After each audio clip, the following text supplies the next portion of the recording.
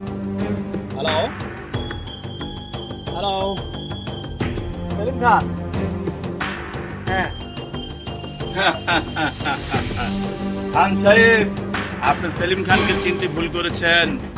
সেলিম খানের হাত এত রূপ না, সেলিম খানের হাত এত বড়।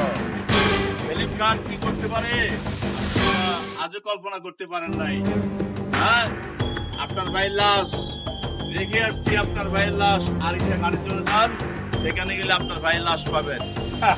শোনো সেলিম খান, আমি একটা সত্য কথা বলি।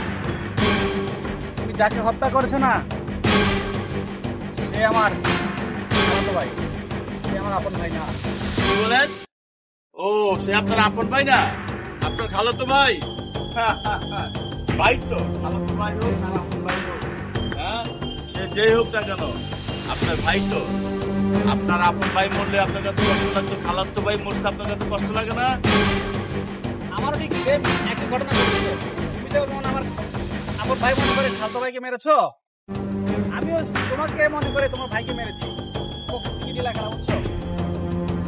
সে ছিল আমার কাছে, আমি তাকে পড়ালেখা করাইছি, তাকে আমি পড়াইছি ডিস্ট্রিক্ট কলেজে।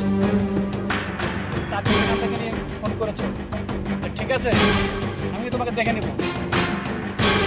খান সাহেব, আপনি আমাকে কি ভাবছেন? আমি বাংলাদেশের যেখানে থাকি না কেন, আপনি আমাকে ধরতে পারবেন না, এত সহজ না। আমার টিম আপনার 24 ঘন্টা কান্দার ব্যবস্থা করে দিচ্ছে। আপনার 24টা সিআইডি অফিসাররা কখনো ভয় পায় না। ঘন্টা আপনি বাঁচবেন। মাত্র খালাতো ভাই গেছে তো। আমার ভাইয়ের লাশটা আমাকে ফিরিয়ে দাও, দিবে না? তাহলে কিন্তু পুরো বাংলাদেশ সকল বিশ্বের সব জায়গায় তোমার সব আনাগোনা সব বন্ধ হয়ে যাবে। হ্যাঁ, এই তো, হ্যাঁ। এখন তুমি লাইনে আসছো, দিবে? আচ্ছা ঠিক আছে। দেখেন, আপনার আপন বাইক যেদিন এয়ারপোর্টে আসবে, সেদিন আপনার আপন বাইকও এয়ারপোর্ট থেকে আমার লোক উঠে নিয়ে আসবে। আপনি বুঝতে পারবেন আমি সেলিম খান কি জিনিস। হ্যাঁ, কোথায় রেখেছ? আচ্ছা ঠিক আছে ঠিক আছে ঠিক আছে সেলিম খান, দেখা হবে তোমার সাথে।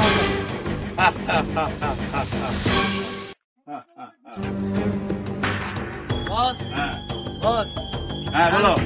খান সাহেবের ভাইয়ের সন্ধান পাওয়া গেছে, আচ্ছা, উনি বিদেশ থেকে আসতেছে। তাই নাকি? 10 তারিখে উঠটা নিয়ে আসবো?